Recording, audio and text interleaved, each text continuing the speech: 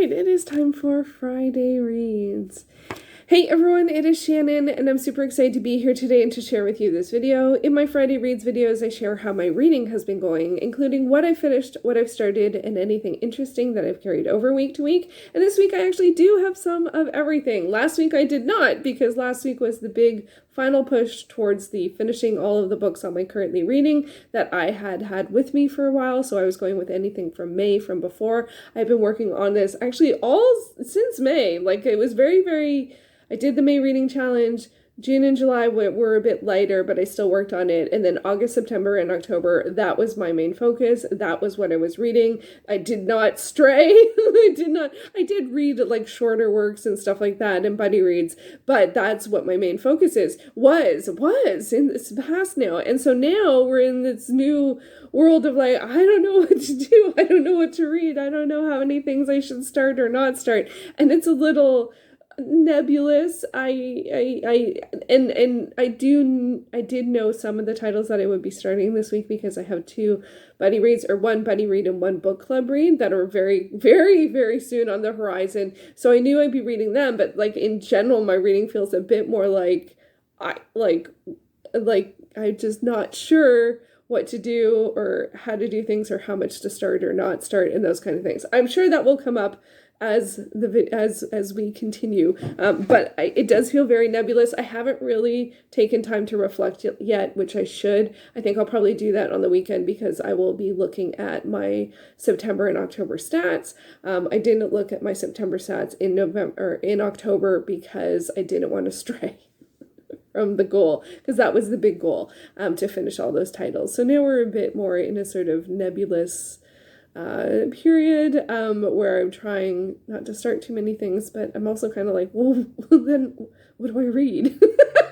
So it's a bit weird. Anyway, let's start as always with the finishes, because I did finish a few things that and here they are. So I finished Learning to Draw, Drawing to Learn, Portraits by Joanna Nash. This is a nonfiction art book. I started this I think in September, and then I just put it to the side because it wasn't one of the older titles I'm currently reading. So, it's set up sort of like you could get in lessons, and it's set up so you could actually get a group of people together and hire a model and do things on like week 1, week 2, week 3. So, that's an interesting, format. I had 13 pages left to go, so I finished this off this week, so yay for that. I also did finish Diary of an 8-Bit Warrior, Crafting Alliances, which is the third book in the Diary of the 8-Bit Warrior series by QotD, illustrated by Saboten. This is a Minecraft-inspired kids graphic novel series, and so this one it took me a long time to read because I kept on putting it aside. I had some challenges with the fact that I was reading it on ebook and it was quite small. So I did finally finish it. It was good. I feel like it is the middle of the series, and I actually could feel that. I didn't think it would really matter, but there were crafting alliances. So for me, I did sometimes not always remember like who was part of the protagonist friend group and who was the antagonist and there were some new people or what was even going on, because it is very adventure spirited, but I'm like, I don't understand the setting. I never played Minecraft, so I mean, I was a little at odds with, like, I just didn't really get it, like some of the stuff, but it was fun. It was a fun kids adventure fantasy-ish setting, and I was sad that there was some gender stuff that was a little frustrating. I think it was more, and the protagonist sometimes was down on themselves, and sometimes I can't remember if they would say like fight like a girl, kind of like, so there was a couple, it might not be specifically that, but there were a couple of things like that, and I'm just surprised. I don't remember when this came out, but like it's recent-ish, I'm just surprised we're still, like seeing that. I mean, so it wasn't perfect, but and I enjoyed the adventure element of it, but I was disappointed that it had some elements like that as well. So that was a little too bad. I also read, I think start to finish this week. I don't know if this came up last week. I don't remember when I started it. I also finished Usagi Yojimbo or Yojimbo, I think I have been saying that wrong, Teenage Mutant Ninja Turtles, the complete collection. So this is a collection of any of crossover comics that have Usagi as well as the TMNT. So Leonardo, Raphael, Michelangelo, and Donatello. Of course. I read TMNT back in the day. I remember the movies. I like the new movies, the live action one. I really like the first one, like, a lot. Anyway, so this was a great set of adventures. So most of it was by Stan Sakai, who does Usagi, and then one of the ones was by Peter Laird, who's one of the creators of TMNT. So this was a lot of fun, a lot of great adventures. One of them was, I think, in color. Yeah, one of them was in color, and just overall really, really great to see that. It was a little bit too weird to see the setup because, of course, TMNT, if you're unfamiliar, are like modern day, and Usagi is historical. So there's always a little bit that has to like explain how they can be in the same place at the same time. But it's done well, and it doesn't have too much time spent on it. But there was at least one thing that I was like, I'm not sure about that. I'm not sure I understand the logic of this, that, the other thing. But that was fine. It's mostly about the adventure, and then who needs help, and like, sometimes I gotta say with comic covers, I feel like I don't quite remember a big teethed lizard type, but there must have been one. But sometimes with comic covers, same with manga, it's like, did that happen in this volume? I can't remember. I started it last week, and then I took a bit of a break and came back and finished it more recently. So, but that's more of a general comment on comics. I have noticed that in manga too. Sometimes the cover doesn't seem to match either in art style. The art style is the same, but in content. So, and I do love when they put alternate covers at the back, and that lets me know that that's just sort of part of it. They did. I remember Fables always did that, and Adventureland. Adventureland? Is that the name of it? I loved it. I think it's Adventureland. They put alternate covers in the back, and quite often I felt like that didn't happen. That didn't happen. So I don't know. Anyway, not to get off topic, this was really fun. I'm really glad that I read it. I think I am now up to date with what's available for Usagi Yojimbo in terms of my library, in terms of ebooks, like through Overdrive or Libby. But there are, I think, 1 or 2 volumes that are available physically. So I might look to get those this summer. I might see if I can try and recommend them to the library digitally. I think that since they've switched to Libby exclusively, I haven't been able to do that. And then also, unfortunately, one of the reasons why my reading got a little off kilter this week is there was unfortunately a cybersecurity incident at my library, or directed towards my library. So there were several days where titles weren't available for checkout, and I picked up that something was a bit odd because I tried to borrow something from Hoopla, and it said contact your local library. I was like, I've never had that before. And I was so sad because it was, I got an email from Hoopla saying that they had added Kodansha publisher to their roster, and they publish a lot of manga. And I was like so excited. I was looking at all the titles. I was like favoriting this and clicking that. And then I tried to borrow a couple things, and I'm like, it's not working. And so I was worried that it was like one of those things that maybe that wasn't specific to the Toronto library, but it was because Hoopla, like what you have access to depends, like even by format, depends on your library. So I was just worried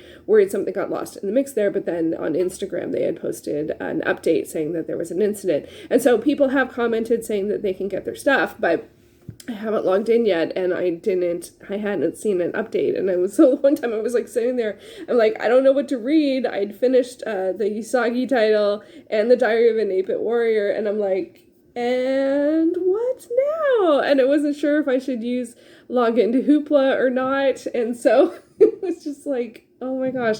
Anyway, so I hope it's been resolved. I don't know for sure. And then also I do know that I tend to use the app Overdrive on my Fire tablet because you can download it as an app, and the library has switched over to Libby. Overdrive, you still can use it, but they're not updating it, and that's not a great thing in terms of security, because it's not being updated from what I understand. That is not a good choice. But Libby, you have to sideload it to Fire tablets, and I have to look up instructions on how to do that and see if I'll feel comfortable doing that. And like the library does say, this is how you do it. So it's not, it's not shady or anything. Like, it's just different. And so I have meant to do that. They have stopped using it back in, I think, May. And I just thought I wouldn't be able to use Overdrive anymore. But as it turns out, I could, and so I just didn't learn how to use Libby. I can use Libby on my phone, which is fine for some things, but generally I want to use my tablet. So, and then after all of that, so like I said, like, I don't know what to do. And so then I went over to Scribd, and it's like Scribd has switched, and now they're like both Scribd and what's it called? Ever something? And I'm like... So I couldn't get into Scribd without logging in, and I'm like, I just want to read. It's ever end. So they've now they've rebranded, and they have some things on Scribd and some things on Everend, but you have access to both from what they've said. So it looks the same. It's just the branding is different, and their icon is now an ampersand, so Everend. So it's the same. What are they suggesting to me? I don't know. Anyway, so I didn't mean to go on a library hoopla Scribd Everend tangent, but it was just, okay, so they're suggesting this book to me. I don't know what that says about me or about them or about our relationship. Anyway, so so this is interesting. Similar to Shakespeare on Stage, we have an Anne Rice book and a Joan Jett book and a Carrie Fisher fan something? I don't know what that is. Something about Carrie Fisher. I mean, to be honest, those aren't bad recommendations. Vincent Price Presents. Anyway, so it's been a bit of a weird week, obviously. And I knew it would be, like, with just, like, things starting anew, but I didn't know it would be so weird that, like, and then you add all this other stuff that I couldn't access the library books, and then I couldn't get into Scribd. I was able to, I just had to log in, but I was just like, in the moment, I was just like, I just want to read something. I just felt like I didn't have access to anything. Anyway, I did read one more title. I did finish one more title, so those are 3 finishes. I also finished Gerald's Missing Shoe. This is a book that I recently got at Bookends, and I shared in my recent haul. This is just a kid's book. It looks like it's a kid's book where Gerald loses his shoe, and so he has to go find it. And and then there, I think it also pulled my attention because there were aliens. Anyway, I'm doing an A to Z challenge for kids' books this year, and I didn't have a G. I will say that this book is also, I think it was like free with purchase of shoes, because it's presented by GeoX, and at the end they have all of things about their shoes and how their features and benefits of their shoes. So it's a bit of a weird one, but I thought the art style is very different from a lot of the kids' books that I read, and I liked Gerald's adventurous spirit, and it was an easy read, if nothing else. So that's what I have finished. I have started a few things. I have one book club and one buddy read that are very nearish, and so my buddy read is The Spirit Glass by Roshani Chotsky. This is a 2023 release. It's part of the Rick Riordan Presents line, so it is middle grade urban fantasy, and this one follows a girl who is, I'm still very early on in it, I think I'm only 50 pages in, a girl who lives with her aunt. There are definitely magical elements to it, and she has a, I don't remember the term they use for it. It starts with a G, like a familiar. I'm not going to say too much about this one because I really have just started it. And this one, our buddy read, I think, is mid-November. So I still have a fair amount, oh gosh, a week and a half or something. Doesn't feel like long enough, but it's only 300 pages. I've read the author before. The author also wrote the Aru Shah books, and this one, if I understand correctly, is based on or inspired by or set within Filipino mythology, and I am enjoying it so far. It's a bit sad. And I have a strong inkling of sort of what could be going on. I will say the other thing about the character is that they're coming of age in terms of when people start to find their magical abilities, and so she's like on the cusp of that. So that's always a good start. I like that in urban fantasy kids stuff. It's a good journey sort of work. I do feel like it is a little familiar in terms of Arusha, but I think that, that comes with the territory of reading multiple works by the same author. But I do like it, and it's an interesting setting, and I'm looking forward to continuing to read that. I'm reading that one with Izzy and Kay Kelly. The live show will be on Izzy's channel. I'll leave the date down below. I haven't flipped over my calendars yet. So I'm not going to say it because I don't want to get it wrong. I will leave the information down below. It does say so far that it's a standalone, but I mean, we'll see. We'll see if it's a standalone.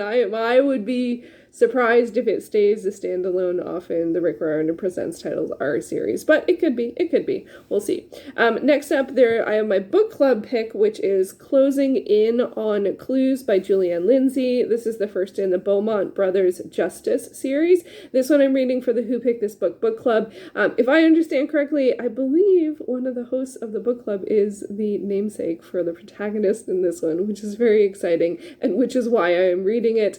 It is and that live show is next week, Wednesday, which is soon. I am only 40 pages into this. I am worried about not finishing it in time, even though it's only about 220 pages. It's a romantic suspense. It's part of the Harlequin intrigue line, and it follows the protagonist is her sister goes missing, it appears to her that her sister is missing, and she reaches out to her ex, who is a PI. So it's a second chance romance, and there is I'll leave it at that. And this one's a bit tough for me because I don't read suspense at night, and often I read romance at night. So I'm sort of like missing a spot of like when I would read this, and I really want to finish it in time for the book club. I have not been able to read a book in time for a live show for them for way too long. Way too long. So I really want to finish this in time, but I got a lot of pages to go. I have like 168 pages to go. It's Friday, and the live show is Wednesday. That's a lot for me. And I think one of the challenges I'm having, or I think one of the realities I've realized, is that although I read every day, and I read a fair amount every day, I don't read titles necessarily quickly, unless it's something like Gerald's Missing Shoe, which I read in one sitting.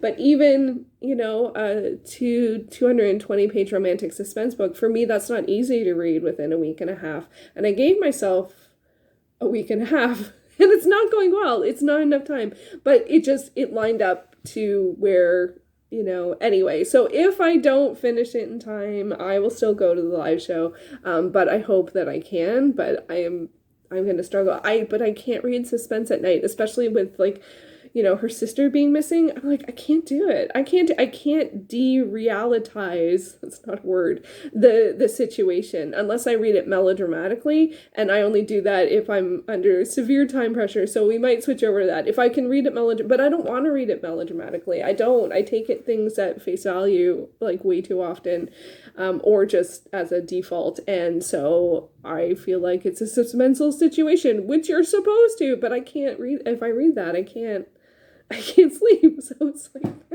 oh my gosh. Anyway, the good thing is I know this, but I don't have a solution for it. So anyway, hopefully I'll find enough time to read the remaining pages. But for me, I think it's about 3 hours of reading. And that's a lot that's a lot. So I don't know. Anyway, so I'm really all over the place. I did sort of start a couple other things. One thing that I started for sure is Sorcelin by Sylvia Dewey. Oh, I don't know if I'm saying their last name correctly. This is a graphic novel or a comic bind-up. I'm not sure. I think it's a graphic novel. It's set following a young girl who goes to a magical school to learn about cryptozoology. I mean, I imagine that there are talking animals. It kind of looks like she's flying on this, or riding this, I don't know, fox, moose. It's got antlers and whiskers. What is antlers and whiskers? Maybe it's a magical creature. She's learning about cryptozoology. I don't know. Anyway, so I'm reading this on Hoopla, and I'm really enjoying it. I mean, magical school is always a yes, and magical animals is always a yes. So that's been a bit of a win. And then I had something that I started, and then I forgot I started, and then now I don't know if I want to keep reading it. I do want to read it. I just don't know if now's the right time because something else popped up, and I might want to pick that one. And this one I didn't add to my currently reading, even though I read the first chapter, and I'm like, am I allowed to do this? Anyway, that book is Apparently There Were Complaints by Sharon Gless. This is a memoir. Sharon Gless is an actor. She was on Cagney and Lacey, and more recently on Burn Notice, which I rewatched throughout the summer and finished recently. On Burn Notice, she plays the protagonist's mother.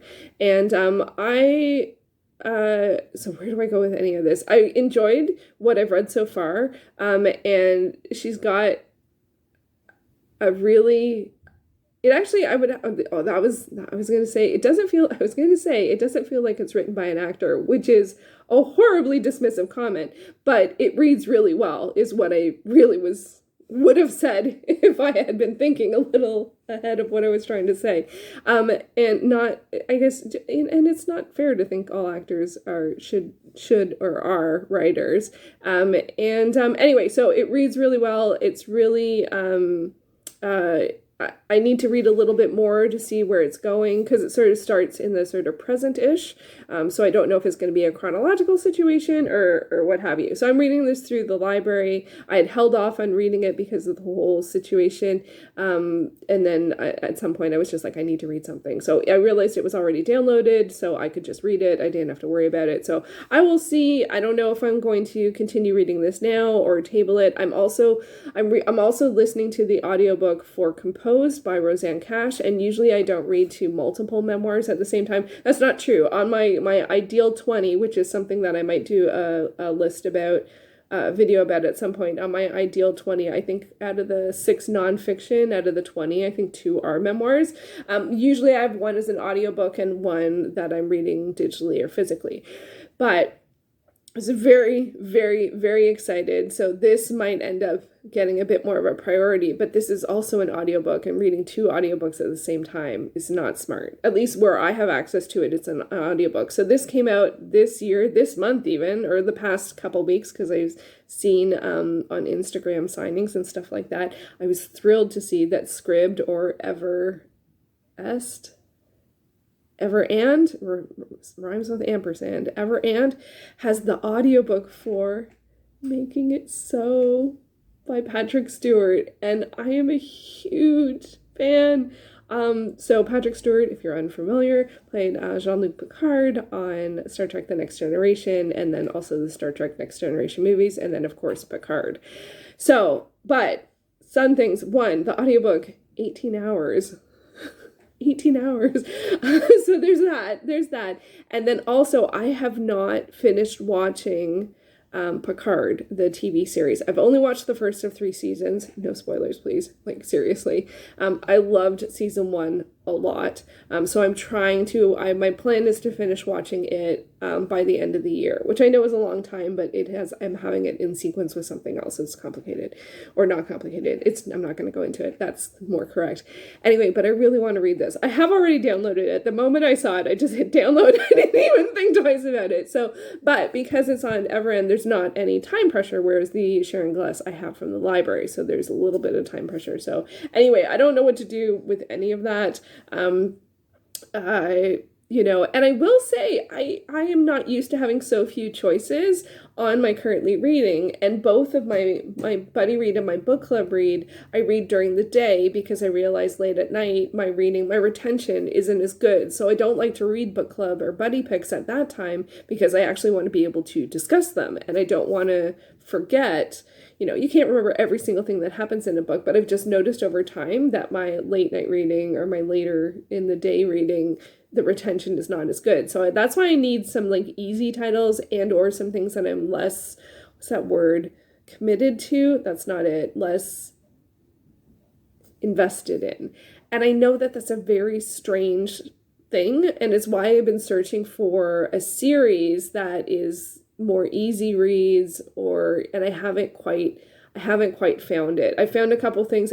For me, it used to kind of be Goosebumps, but it doesn't necessarily have to be kids. It just needs to be something I'm less invested in. And so that's not a category that I like run towards or make lists about. It's like, ooh, I'm less invested in this. It's like, and then it also feels kind of crummy to share. I'm reading this as my less invested in book. I guess I don't have to publicize that part of it, but for me, it's a helpful category for me in terms of my reading. I think I ended up reading Sorceline at that time because I do like to read graphic novels and comics and manga at night. And I didn't read any manga this week because of the library situation, and so. It's weird. I'm feeling a bit at odds, to be honest. Like, one, I am thrilled that I met my goal last week without question, but I'm feeling very much like I don't have enough choice, but I don't want to overwhelm myself because I don't want to get back into the same situation again. And I just keep on coming back to this feeling of like wanting to make good choices, which is kind of in a way paralyzing me from making choices because like with the Sharon Gless book, I'm like, am I reading it? Do I mention it? I'm like, oh my God, like it's not, is it that important? Isn't it? Is it like, what's the situation here? Like first off, what I should do is check how many pages it is. And see if it's like 700 pages, maybe I shouldn't read it. But on the other hand, I don't need to read things quickly. I don't need to read things, I don't need to only be reading 4 things. I don't need my currently reading to get to 0, to get to 5, to any of those things. But I do feel like I want to be, the words I come up with are like cautious and careful, and that's not how I like making choices. I don't like making I don't want, and there's a world between cautious and reckless, like I want informed, but I don't research what I read. So it's like, I don't know what to do. I don't want to just end up in the situation that I was, and that's why I didn't add the Sharon Gless to my currently reading.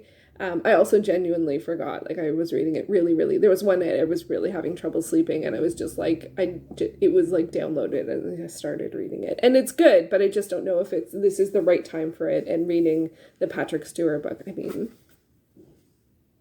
who else is excited? I mean, I saw him on Instagram going into, like, he walked by a store and he noticed that his book was in the window, so he went in to sign some copies. Like, just like a little bookstore, like one small room, just with one woman who was working the cash register, and she was like, she brought out a bunch of books and she was all excited. It was so wonderful. And so, you know, and I would really like to read it. And I really enjoyed reading the Alan Rickman earlier this year. The one challenge is I would imagine there's photos and stuff like that. And I do like to read that. But I think it's 18 hours. So it is a long one. So yeah, anyway, so I think it's clear that I need to reflect on things generally. I think it was, I limited how much I started this week. I started, my two buddy reads were the two new reads, and then the Sharon Glass was like accidental. But I don't feel 100% committed to it yet. But I didn't want it, when I worked with, a while ago, I used to work with starting one new thing a week, finishing one thing a week, and continuing 3 things a week. That really works for me.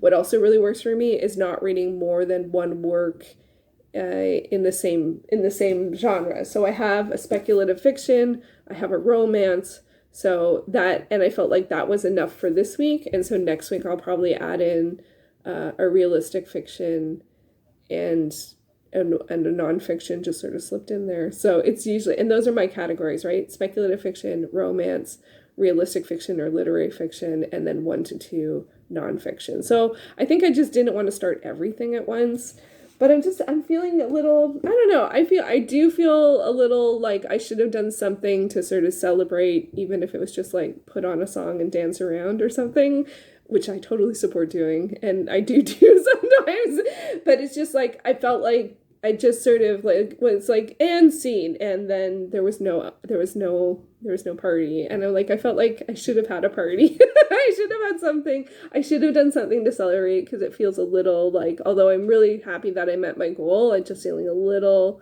you know, and then now I'm still feeling a little like I don't know where to go from here. Like I know how to make the choices of how to make my TBR and all that kind of stuff, because I've been doing it forever, but I'm like, should I be doing something differently instead? I don't know. I think it's too late for that. It's not too late, but I don't know. I guess I don't know what I want, so I don't know how to get there. That's the crux of it. I don't know what I want, so I don't know how to get there. I know some things that have been successful in the past, so I'll lean into those until I figure out what I want to do, and that should be fine. I just want to be more like happy, super enthusiastic, you know, and I'm not. And to be honest, the world right now is pretty tough, and so it's really hard to even think about these things, because it feels incredibly inconsequential in terms of what other people are facing right now. So it, you know, it just feels a bit like hard to focus or think about or care about, and that's just happens sometimes, and I just really, yeah, I'm really finding that tough. So yeah, so that was not the place to end the video, but I mean, I think that's where I'm at today. And sometimes I do like my Friday reads just to be like, yeah, this is sort of like what's going on in terms of the, you know, not only my reading, but also just sort of like where things, like, just, you know, some, you know, they're like, some weeks are super wins. Last week was a huge win. This week I'm feeling the after effect of not having the after party, I guess.